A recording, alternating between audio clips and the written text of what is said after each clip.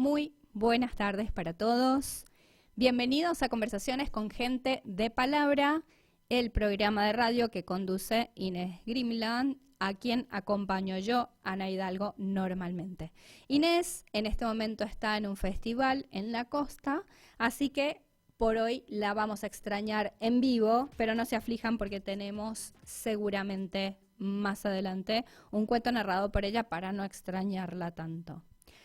Bien, y hoy tenemos dos invitados súper especiales para el mundo de la narración. Y ahora yo le había avisado que era un poquito más tarde, pero vamos a aprovechar que ya se conectó Freddy Yeset. Freddy Yeset es poeta, es colombiano. Tenemos la fortuna de que viva acá en Argentina y voy a dejar que él mismo nos cuente quién es, cómo llegó hasta acá, se presente y podamos conocer un poco más de toda su actividad como escritor, como asistente, como profe, para ayudar a quienes se inician en el mundo de la literatura y que conozcamos bastante más de su obra, que es extensa y es muy gratificante de leer. Hola Freddy, ¿me escuchas? ¿Cómo estás? Buenas tardes, Ana. Muchísimas gracias por tu invitación. Me comunico desde la bella población de Mar de Ajó en este momento. Qué precioso, qué lindo, qué bueno. Desde un octavo piso estoy viendo el bellísimo mar Ay, qué cosa Atlántico. hermosa. Bueno, maravilloso. Lindo escenario para escribir, supongo, ¿no?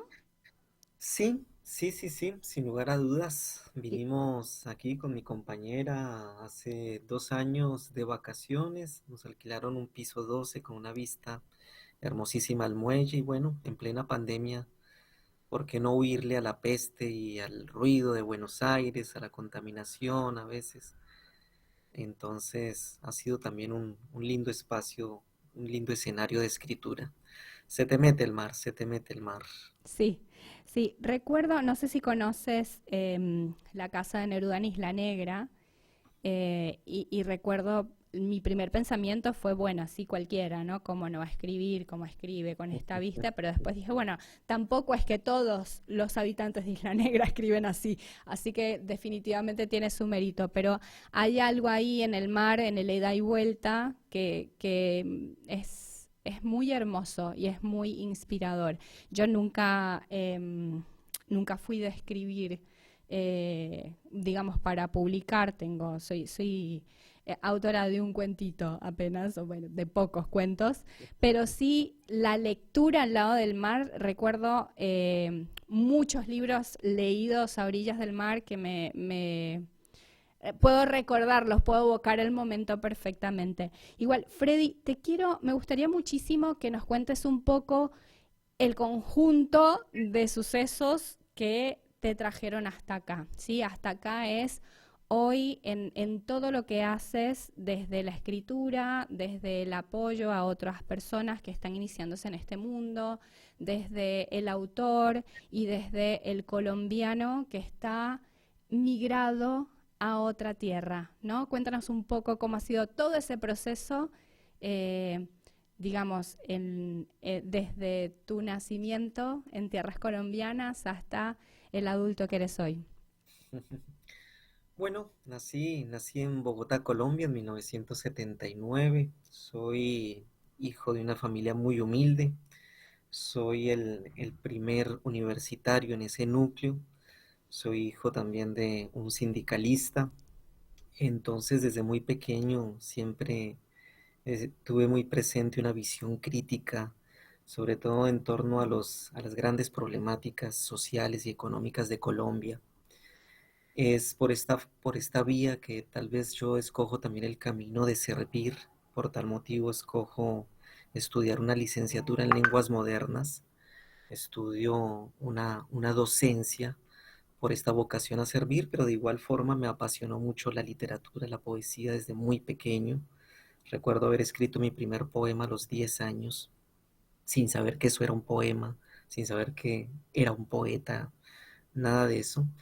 Y bueno, luego estudié literatura en la Universidad Javeriana, la docencia en la Universidad de La Salle, pero en el 2008 un poco también cansado de la atmósfera de descontento y de violencia en Colombia, decido tomar mi mochila, tomar mis dólares, mis ahorros y decido hacer un viaje más que físico, espiritual, a Ujú. través de Sudamérica durante 6 meses.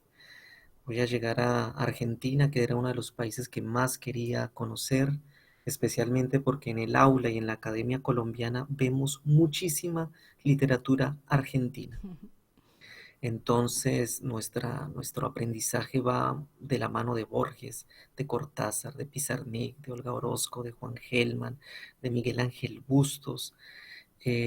Bueno, una gran serie de eminencias y de lecturas gratas me traían. Sábato entre esos, el primer libro que yo leo en Argentina, y me voy directo al Parque Lezama y abro el comienzo de Sobre Héroes y Tumbas, donde Martín está viendo la famosa estatua de Ceres y llega Alejandra atrás a perturbarlo. Esa es a grandes rasgos mi llegada aquí a Argentina. Curiosamente es en suelo argentino donde yo publico por primera vez en el año 2010 un libro titulado La sal de la locura, donde me invento un heterónimo. Él se llama Ariel Müller. Heterónimo quiere decir una especie de máscara, un personaje que va a decir cosas que de una u otra forma yo no podía decir con esta boca que me nombra. Ariel Müller, más que un heterónimo, para mí es un amigo, un hermano. Ariel Müller nació en el 79, igual que yo, pero en La Plata, es hijo de padre desaparecido. Ingresó al Hospital J.T. Borda de Buenos Aires en el año 2005 hasta el 2010. Allí va a conocer a la doctora Dal Soto, que es la que le va a recomendar escribir, aterrizar en el papel esos monólogos blancos, como él los llama. Y gracias a la ayuda de la doctora Dal Soto y de un poeta tallerista, es que Ariel Müller escribe La sal de la locura, que lo presenta al premio Macedonio Fernández, que lógicamente luego se gana. Esa es la pequeña trama que hay detrás de La sal de la locura. Es ganadora de este premio y bueno, desde allí como una bolita de nieve fue creciendo todo. En el año 2012 publicó el libro El diario inédito del filósofo vienés Ludwig Wittgenstein. Es un libro más bien académico, es Ujú. un libro, es una relectura de ese Wittgenstein tan tremendo. Y el tercer libro de poesía mío se titula Carta de las mujeres de este país, un libro donde las madres, esposas, hijas y hermanas colombianas le escriben a sus desaparecidos. Entonces, para mí Argentina ha sido más que una experiencia de tránsito, una experiencia de aprendizaje, de confianza y también de renacimiento, ¿no? Eh, Qué el, hermoso, Freddy. Hay dos cosas de las que quiero conversar contigo. En realidad hay muchas más Ujú. y probablemente sea para un futuro programa.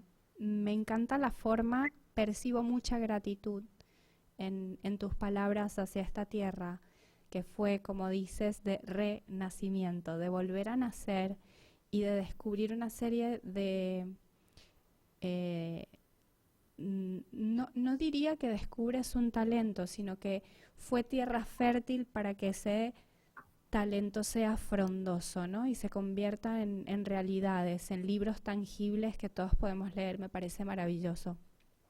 Hay dos cosas, decía, que me interesa mucho desarrollar contigo. Una tiene que ver con la poesía y tu activismo o esta actitud crítica.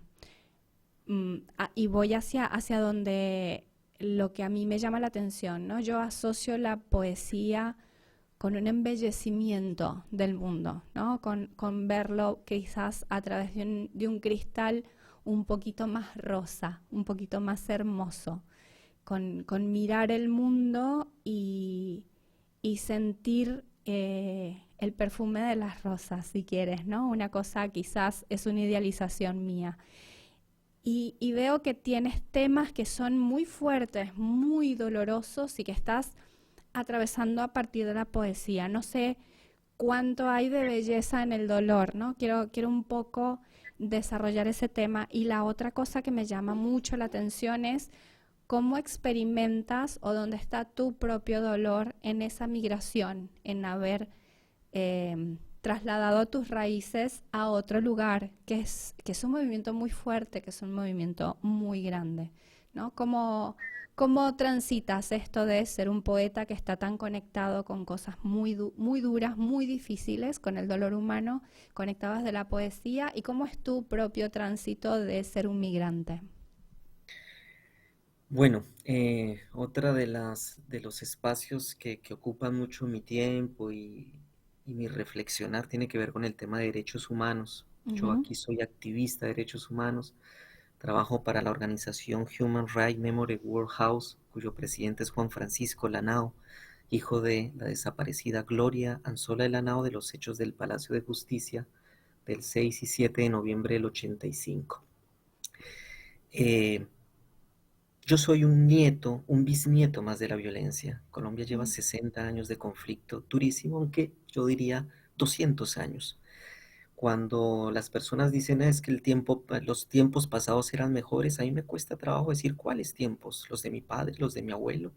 Nacieron en épocas de violencia bipartidista entre liberales y conservadores. Y de una u otra forma llegar a la Argentina y empezar a leer la historia argentina y la historia crítica de Argentina entre federales y unitarios, y es darme cuenta que una vez se fue la corona, como que en una especie de rapiña, no supimos qué hacer con el poder. Y, Mm. y voy de frente contra el poder, ¿no? Me molesta el poder y me inclino más a los espacios de compasión, Ujú. de ternura, de acompañamiento. De allí que yo me dediqué mucho al tema de derechos humanos. Y cuando les narraba a aquel niño de 10 años que escribió por primera vez un poema, yo lo escribí después de ver imágenes en el televisor, en las noticias en Colombia, cuando un grupo de desplazados campesinos de los Montes de María eh, iban huyendo de la violencia porque la guerrilla y los paramilitares se habían tomado su pueblo o se habían puesto a pelear entre ellos y la población quedó en la mitad. Yo tomé un lápiz y un papel y empecé a escribir.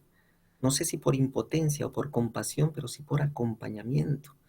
Allí es donde me doy cuenta que la etiqueta poesía, la etiqueta poeta, la etiqueta poema no importan. Eso hace parte de la teoría y de la parte aburrida de los teóricos o de los que estudiamos este fenómeno, porque cuando te acercas a escribir o a expresar a través de la pintura, la danza, el baile, la música, una manifestación que te golpea de esta forma, es porque hay ante todo una necesidad existencial del ser de expresarse. Tenía un nudo, lo saqué. Curiosamente, mi último libro, Carta a las mujeres de este país, es un hilo a ese niño de 10 años que 30 años después escribe y publica este libro. Eh, Trabajando con derechos humanos he tenido la oportunidad de estar frente a las mujeres que han perdido a sus hijos, Mm. que han perdido a sus esposos. Y una cosa muy diferente es ver la violencia a través del noticiero y de la versión de determinado periodista y de la versión de determinado canal de noticias que está respondiendo a hilos de poder. Es Sí, algún diferente. tipo de interés. Es diferente cuando Sí. vos ves a esa mujer de carne y hueso. Digo, no digo hueso con diéresis en la U porque es un hueso más profundo. Sí. Y verlas a los ojos y entender, primero, que como hombre no hemos logrado escuchar a la mujer. Segundo, que es muy difícil escuchar a la mujer que ha sufrido la violencia. Mm. Que es difícil no juzgar los errores o las virtudes o las bondades de ese desaparecido, de ese ausente.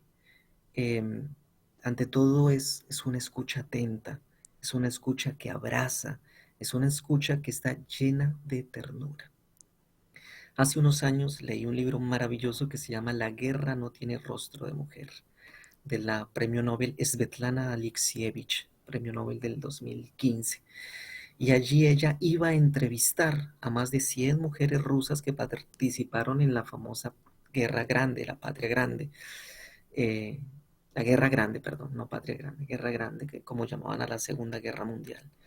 y me di cuenta que las mujeres no narraban la línea bélica, la acción bélica de esa guerra. No, es decir, no hablaban de cuántos bombarderos atacaron, ni de cuántos aviones derribaron, ni de cuántas personas capturaron. No, a ellas no les importaba eso. A ellas les importaba más bien la historia de sus sentimientos.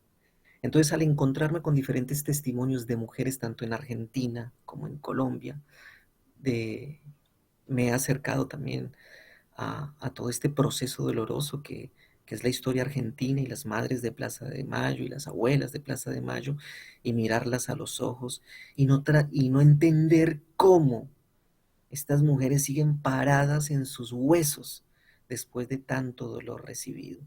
Para mí esa fue la Mm. primera pregunta que yo entré eh, aquí a plantearme.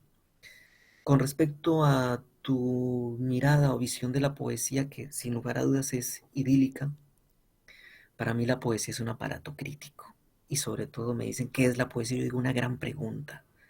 No hay nadie más insatisfecho en el mundo que el poeta. El poeta viene a criticar, a decir que este mundo que nos correspondió vivir no es perfecto, no es sano, no es bueno. Em, para mí la poesía ante todo es una gran pregunta. Y es una pregunta que no tiene respuesta, porque si tuviésemos la respuesta, no tendríamos este tamaño de problemas y no escribiríamos. Claro. Uno escribe, como dice Wisława Szymborska en su discurso del Premio Nobel, porque existe un no sé. Y el que escribe va en camino de ese no sé. Pero aquí estoy intentándolo a través del arte, de limpiarme, de limpiar también cierta parquedad y suciedad que el mismo ser humano, eh, con sus diferentes aparatos de violencia, ejerce contra el lenguaje, contra el ser humano y contra la psicología de las personas. Me gusta Eh, esa visión de de la poesía como como una herramienta de combate. No, no lo dijiste con esas palabras, pero fue mi imagen en mi cabeza, ¿no? sí, Una forma de decir que las cosas pueden estar mucho mejor, que podemos no, ser mejores. no sé si de combate, pero sí de diálogo. Sí, Estamos completamente, las personas que nos dedicamos a la poesía, convencidos, creo. Y yo me fui convenciendo a medida que iba creciendo de que yo no podía derrocar este gobierno, estos gobiernos autoritarios con poesía, pero sí sabía que podía plantear una visión del mundo crítica. claro. Y Y una eso de por sí invitación a ya pensar, es un ¿no? peldaño en el diálogo. Sí. ¿Te percibes a ti mismo como un desplazado? ¿Cómo vives tu propia migración? Em, yo fui uno de los tantos entrevistados por la Comisión de la Verdad, Ujú. esta entidad creada en los diálogos de paz del Estado colombiano con las FARC, donde se nos pregunta a los que estamos fuera del país por qué estamos fuera del país. Y me di cuenta que sufro un fenómeno que es de escamotear un poco las circunstancias de violencia que me rodearon a mí. Yo soy hombre, en primer lugar, soy joven, soy ilustrado, digamos, tengo una carrera universitaria. Salí de Colombia por mis Por tu propio deseo. por mi deseo también de mirar qué hay afuera de Colombia, pero sobre todo también asfixiadísimo por la atmósfera de violencia. Me di cuenta que de una u otra forma yo también era una víctima de la violencia. Ujú. Sin embargo, lo que yo le planteaba a mis entrevistadores de la Comisión de la Verdad, mi exilio es completamente diferente al exilio o la expatriación de una mujer que viene con sus dos hijos, carga un marido asesinado, no es universitaria y de pronto ni siquiera sabe llenar un formulario vía online para solicitar ayuda ante al alto comisionado eh, eh, para los desplazados y los exiliados. Entonces, es diferente. No me percibo como un exiliado, pero sí como uno de los tantos expatriados que salió en busca de oportunidades.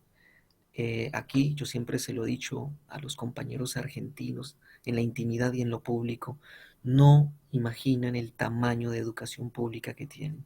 Una educación de mucha calidad y de un rubro económico simbólico.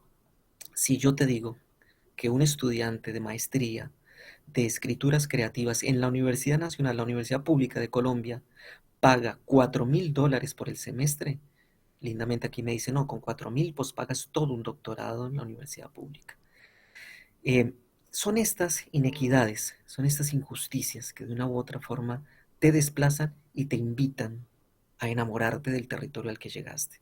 Yo estoy Sí. completamente enamorado de la Argentina, de, de, de, de la lucha que hay acá, de lo logrado que hay acá y de lo cual no se puede dar el brazo a torcer y perderlo. Es muy curioso, ¿no? Después de 14 años casi que llevo acá, de repente me encuentro con amistades con las que no me veía mucho tiempo, argentinos, y el dicho de ellos es, ¿pero qué haces acá? Te dicen. O te dicen, todavía no te has ido.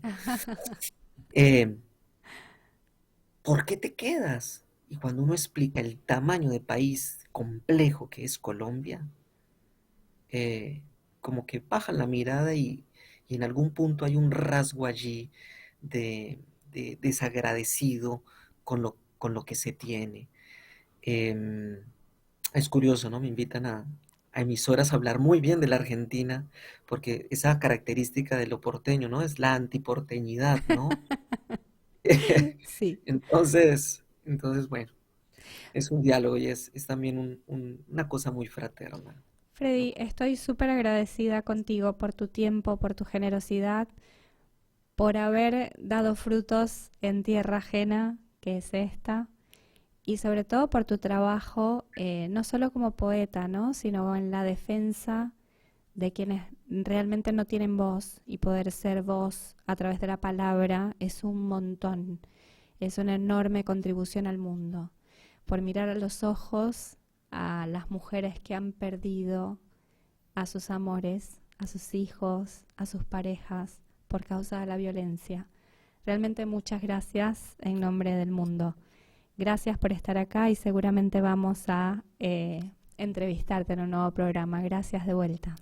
A vos, Ana, muchísimas gracias. Un abrazo grande y bueno, esperamos seguir en este camino de aprendizaje y de sanación. Así es. Otro abrazo. Abrazo. Bien. em, es tremendo todo lo que significa la violencia en el mundo, lo que significa el problema de los desplazados en Colombia. Hay una enorme cantidad de personas que, como bien contaba Freddy, tuvieron que forzadamente, por las peleas, por el conflicto interno, moverse de su casa y salir con lo opuesto. Es un, es un tema que espero que pronto quede en el recuerdo, que no tengamos que hablar más de esto.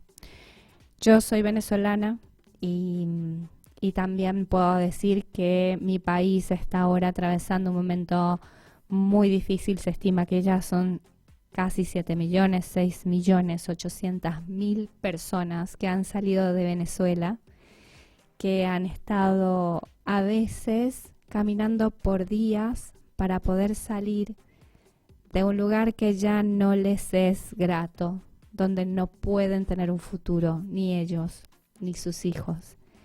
Y es tremendo, es un poco lo que decía Freddy. Yo hace muchos años, este año cumplo 20 años de haberme ido de Venezuela y soy una migrante privilegiada. Salí con una profesión, salí con un montón de herramientas. Hay gente que realmente sale, como bien decía, llevando a sus muertos y teniendo que alimentar a sus hijos. Y realmente es una situación muy, muy difícil. Es hermoso que todos podamos mirar a los ojos con muchísima compasión al migrante y ojalá que todos podamos ayudar. Y hablando de migrantes, y tenemos la fortuna, antes hablamos con Freddy, Yeset, repito, búsquenlo en internet, da clínicas y talleres literarios. Y ahora tenemos a otro migrante, que es José Campanari. José Campanari es una gran figura, es escritor también, durante muchísimo tiempo fue una referencia preciosa de la narración. Él ahora dice estar retirado de la profesión, pero no del oficio. Esas son sus palabras. Y en un ratito vamos a escuchar uno de los cuentos de José Campanari. Pero ahora vamos a tener el placer de escuchar su voz en vivo y directo. Hola José, ¿cómo estás? Hola, muy bien. ¿Cómo te Aquí, va? ¿Cómo ha estado todo? bien, bien. Aquí ya por la noche, Claro. ahí por la tarde, y muy bien, Bueno, todo muy acá bien. contaba José que eres argentino, que estás radicado en España, que escribes. Me gustaría que cuentes un poquito de ti. Sé que viviste una infancia por estas tierras, que creciste en Chacarita y que ahora estás viviendo desde hace bastantes años en España. ¿Nos puedes contar cómo fue ese recorrido de infancia en Argentina y haberte mudado, decidido migrar a tierras españolas? Cuéntanos un poco de ti. Bueno, yo la verdad que soy alguien más bien de dejarme llevar y, y conocí en el 95. Bueno, yo nací y crecí en Chacarita, como bien decías. Y en el 95 salí a Colombia, al encuentro de contadores de historias y leyendas de Buga, y ahí conocí a Kiko Cadaval y a Roger Colom, bueno, Kiko es de aquí de Galicia y Roger es mexicano y en aquel momento vivía aquí en Galicia también. Y surgió la idea de venir en algún momento a visitarlos. Y bueno, al año siguiente vine a visitarlos. Resultó ser que yo venía así como muy relajado, pero me habían organizado una pequeña gira por Galicia. Y luego volví por España en el 98, después de estar 3 meses en Colombia. Estuve 3 meses aquí. Y al volver a Argentina, bueno, me había enamorado de la ciudad de Santiago de Compostela Sí. y pensaba que era un buen lugar para vivir un tiempo. Y entonces, cuando volví en el 99 por Argentina, dije, bueno, me voy a ir 6 meses a Galicia y luego veo qué es lo que hago. Y nada, aquí estoy, 22 Se extendieron después. los 6 meses. Sí, fueron largos, sí. Eh, y nada, muy bien, la verdad que muy contento porque fue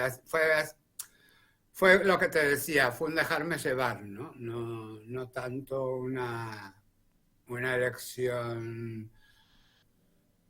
Bueno, sí, es una elección, pero quiero decir, No ya es te que digo, estuvo prolijamente planificado, sucedió y tú estuviste abierto. sucedió y yo me fui dejando llevar, sí, sí. Y sí, por ahí no hay mucha más receta para andar por la vida, ¿no? A mí me gusta esa frase que dice, si quieres hacer reír a Dios, cuéntale tus planes. Porque la verdad es que después, caramba, que pasa lo que pasa y bueno, hay que dejarse llevar. Me parece un excelente consejo. José, ¿qué estás haciendo últimamente? Entiendo que estás mucho más dedicado a a la escritura en los últimos años. ¿Es así? Bueno, en el 2015, sobre fin del 2015, me descubrieron una insuficiencia cardíaca y ahí paré 2 años de todo. Sí. Me tomé 2 años de descansar y cuidarme. Y luego empecé a dirigir alguna cosita. Bueno, yo siempre, digamos, llevo años antes combinaba la narración con la dirección de teatro. Y bueno, y retomé un poquito de la dirección, así algún proyecto que otro por año. Y estoy escribiendo de nuevo sobre teoría de la narración. eh, Y bueno, siempre escribo así algún cuento que otro. Lo que pasa es que ahora estoy un poco parado en lo de publicar, no en lo de escribir, pero sí en lo de publicar. Pero sí, he publicado unos cuantos álbumes ilustrados, en Argentina un libro con Delia Maunás sobre juegos teatrales para formadores, para gente no formada en teatro, que activa grupos de recreación. También participé en un libro colectivo sobre narración en Argentina. Tengo un libro de teoría aquí. Y ahora estoy intentando sacar un poco la continuación de lo que fue el libro anterior, que tiene que ver más, el primer libro, con lo práctico, de alguna manera desmenuzar el oficio de contar desde lo más evidente, desde lo más a la vista, y ahora estoy en el otro lado, ¿no? En lo que pasa detrás de todo lo que hay detrás del contar, ¿no? Todo lo que hay detrás del estar ahí con la voz y las historias compartiendo con el público. Todo lo que tiene más que ver con, digamos, con la parte espiritual o la parte intangible de este oficio. Qué lindo, José. Te agradezco mucho que estés teorizando sobre el oficio. Creo que nos sirve muchísimo que alguien se siente a pensar de qué se trata esto de narrar, que muchas veces pareciera ser algo espontáneo e improvisado, y muchas veces, o casi siempre, conlleva un montón de trabajo detrás. Ahora, me llama mucho la atención esto que dices de lo espiritual. Cuando hablas de lo espiritual dentro del oficio de narrar, ¿me cuentas un poco más sobre esto? Sí, bueno, yo creo que somos cuerpo y espíritu, ¿no? En la vida, Y sí. ¿no?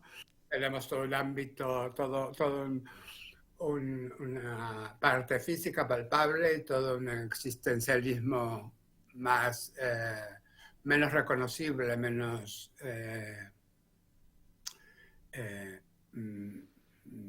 bueno, menos palpable, ¿no? Sí, Tal, ¿no? es totalmente etéreo. ¿Y cómo participa esto etéreo en el proceso de la comunicación dentro de lo que es la narración oral? Bueno, yo entiendo la narración como un encuentro de almas, ¿no? Entonces, en un espacio físico nos encontramos con otras personas, pero nos comunicamos en lo emocional, ¿no? Digamos que hay todo un encuentro que tiene que ver, que se vincula con la emoción, con las sensaciones, con la memoria, con toda una serie de cosas que nos pertenecen a ese otro ámbito, ¿no?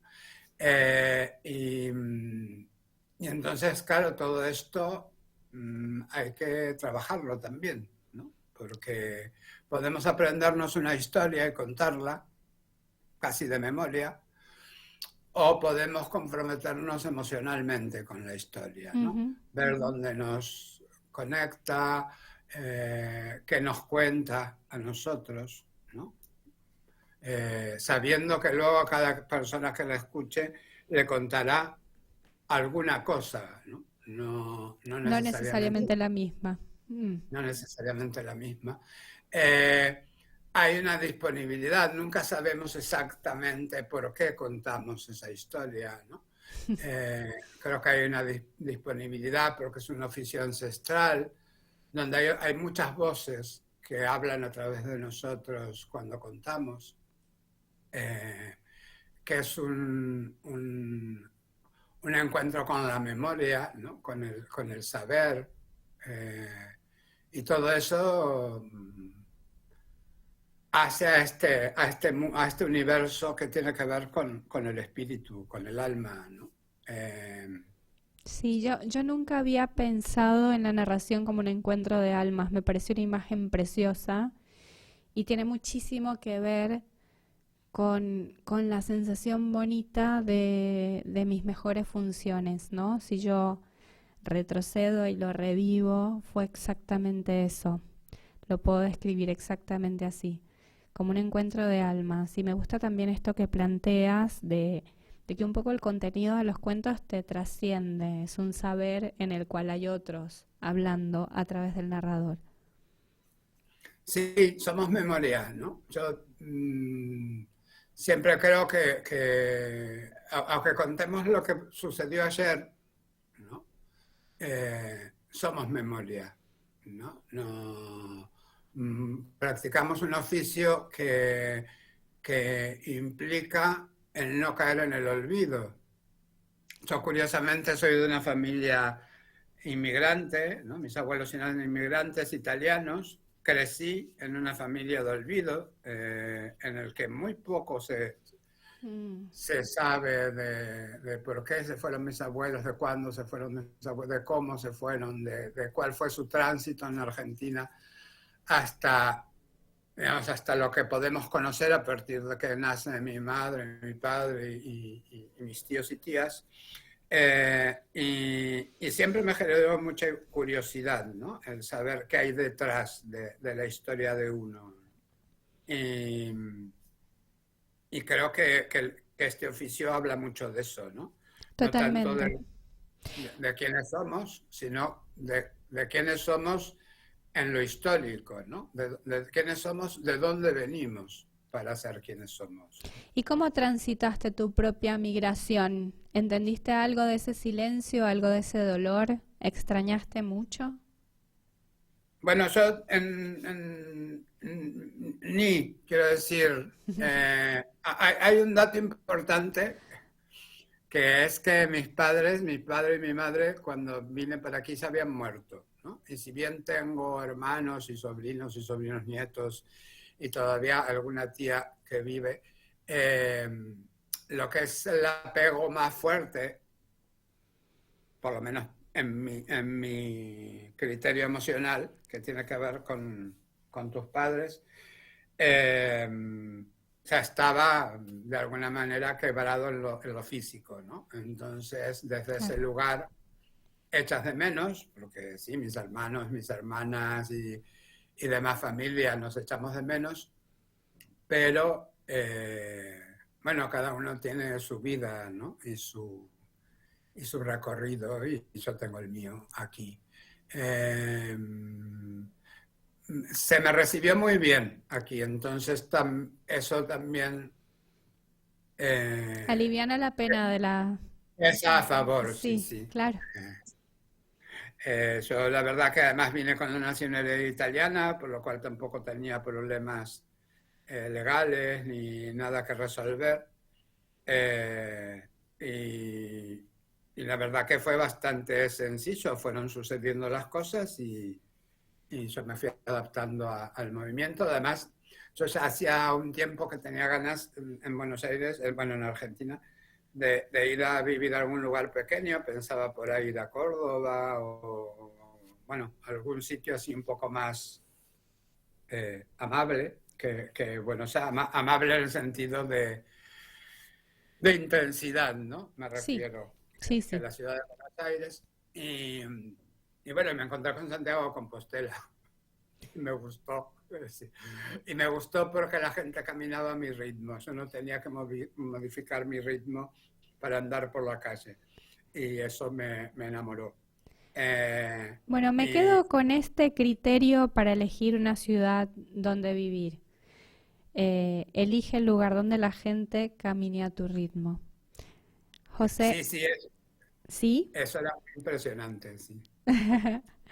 Te súper agradezco tu tiempo y tu generosidad al estar acá acompañándonos hoy en Conversaciones con Gente de Palabra. A continuación, y para no extrañarte tanto, vamos a pasar el cuento de José Campanari. Jenny, por favor. Gracias, José. Gracias a vosotras.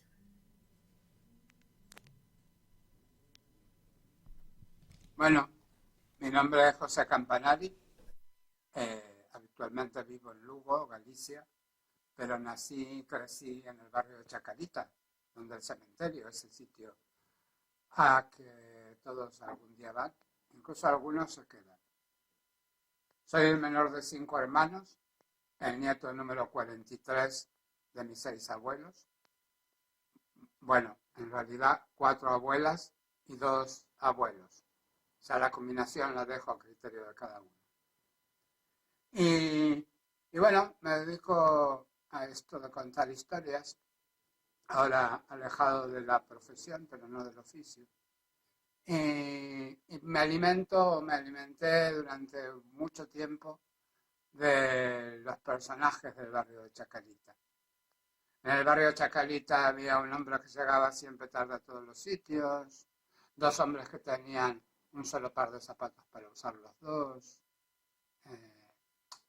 Primitiva y Don Enrique, que tenían el almacén con la esperanza de siempre de volver a Ourense.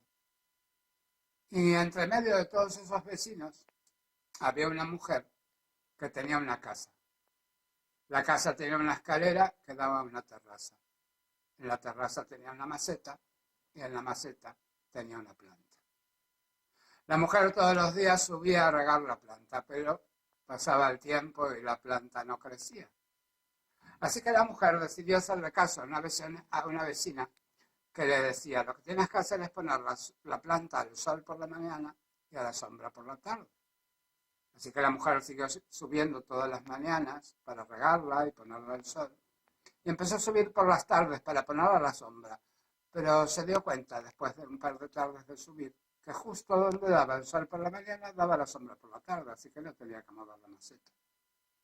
Pero pasaba el tiempo y la planta no crecía. La mujer le hizo caso al chino del vivero. Uno del vivero que le dijo: lo que tiene que hacer es ponerle abono cada 15 días. Así que la mujer subía todas las mañanas para regarla y ponerla al sol. Algunos días por la tarde, por si el sol no daba sombra, siempre en el mismo sitio. Y cada 15 días rigurosamente para ponerle abono. Pero pasaba el tiempo y la planta no crecía. Un día la mujer subió por la mañana a regarla, a ponerla al sol, ponerle abono. Y cuando vio que la planta seguía sin crecer, cogió la planta, se asomó a la barandilla de la ventana, miró, asegurándose que no pasara nadie por la acera, y la arrojó. La maceta no se rompió porque la maceta era de plástico. La planta también era de plástico.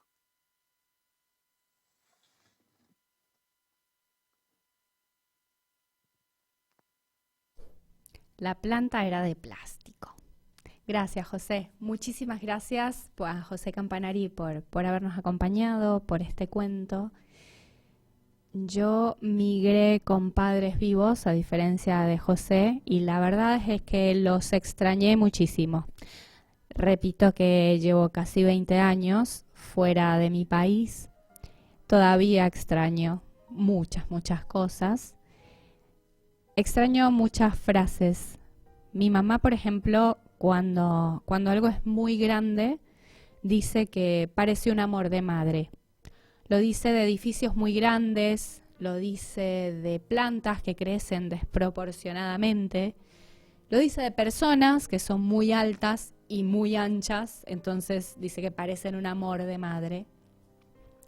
Y hay un cuento que me recuerda mucho esa frase de mi mamá.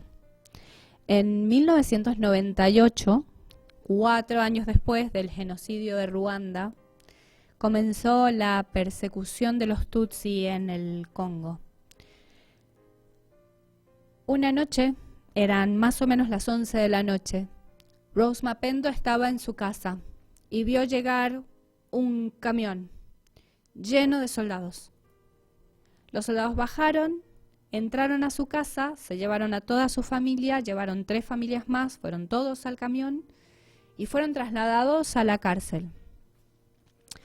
Rose Mapendo tuvo que ser testigo de cómo torturaron y asesinaron a su marido. Después ella y sus 7 hijos fueron metidos en una celda sin ventanas, porque había decidido el Estado, la República Democrática del Congo, que no valía la pena desperdiciar balas en mujeres y niños. Así que los llevaban a esos lugares que los llamaban campamentos de la muerte, porque quien no moría de alguna enfermedad, moriría de hambre. 2 meses después de haber sido recluida en aquella celda, Rose Mapendo se dio cuenta de que estaba embarazada. Y le pidió a Dios que le interrumpa el embarazo. Y le pidió a Dios que le quitara la vida. Ella misma se habría quitado la vida, pero miraba a sus hijos y no se atrevía a dejarlos tan solos. El día que los soldados entraron para violar a su hija mayor, ella la abrazó con fuerza y le ordenó que no se soltara.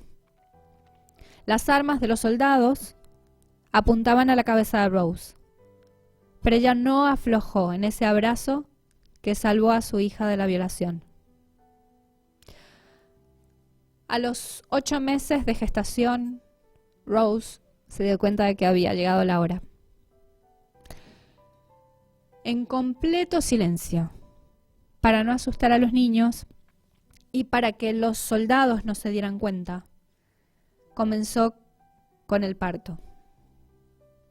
Nació un bebé pequeñito, pequeñito, pequeñito. Pero la panza de Rose seguía siendo muy grande, así que dio a luz a un segundo bebé. Tuvo mellizos. Les cortó el cordón umbilical con un palito de madera y después lo amarró con mechones de su cabello. Les daba té negro porque su leche no era suficiente para alimentarlos. Rose Mapendo se las arregló para mantener con vida a sus 9 hijos durante 18 meses. Y luego comenzaron labores humanitarias. Sasha Kanoff tenía la tarea de trasladar a las personas que estaban en unas listas para Estados Unidos. Conoció a Rose Mapendo y Rose le contó esta misma historia que yo acabo de contarles a ustedes. Sasha tenía la orden explícita de no llevar a nadie que no estuviera en las listas. Ni Rose ni sus hijos estaban en las listas. Pero Sasha estaba tan conmovido con la historia que decidió, aún a riesgo de todos los demás que sí estaban en la lista, trasladar también a la familia Rose Mapendo. Afortunadamente todo salió bien